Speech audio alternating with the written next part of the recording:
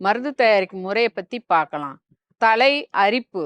அரிப்பு வந்துருச்சுன்னா எந்த நேரமும் சொரிஞ்சுக்கிட்டே இருப்பாங்க. பொல பொலன்னு தலையில இருந்து உதிர்ந்துகிட்டு இருக்கும். அதையும் சரி பண்றதுக்கான மருந்து இது.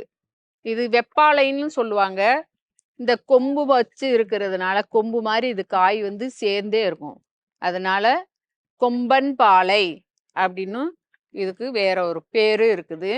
ஒரு கொத்தை எடுத்து அரைச்சு நல்லா சாறு எடுத்து வச்சிருக்கிறோம். இப்போ இது கூட மரமஞ்சளும் வெட்டி வேரும் நல்லா காய வச்சு அரைச்சு பொடியா எடுத்து வச்சிருக்கிறோம்.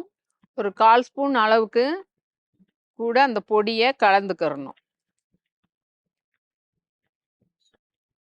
முதல்ல சாரோட இந்த பொடியை நல்லா கலந்துடலாம்.